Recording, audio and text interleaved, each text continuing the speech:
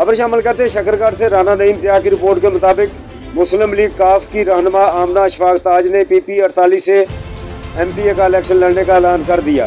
ये बातें उन्होंने चौधरी यासीन ऑफ मीरपुर गुजरा की रहायशगाह पर मीरा नारोवाल से खुसूसी गुफ्तगू करते हुए कही।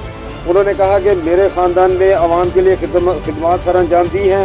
मेरे दादा चौधरी अब्दुल रहीम और वालिद चौधरी अशफाक ताज की खिदमत किसी से ढकी छुपी नहीं है।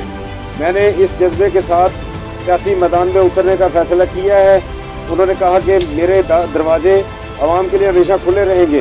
उन्होंने कहा कि हल्का की आवाम वोट देकर कामयाब करवाए, इनकी उम्मीदों पर पूरा उतरूंगी। उन्होंने कहा कि मेरे लीडर चौधरी शुजात हुसैन और चौधरी परवेज़ लाई हैं। उन्होंने कहा कि चौधरी परवेज़ लाई इंशाल्लाह वज़ीर आला पंजाब बनकर पंजाब के आवाम की खिदमत करेंगे। बिस्मिल्लाहिर्रहमानिर्रहीम। अस्सलाम वालेकुम। मेरा नाम आमना अशफाक ताज है और मैं दफ्तर चौधरी मोहम्मद अशफाक ताज मेहंदी वाली हूँ।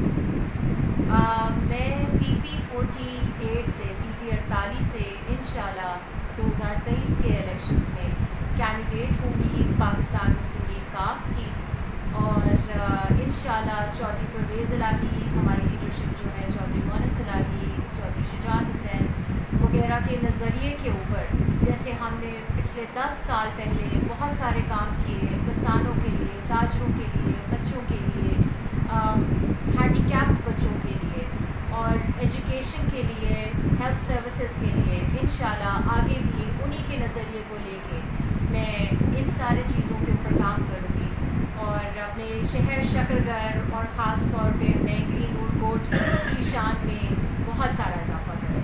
शुक्रिया।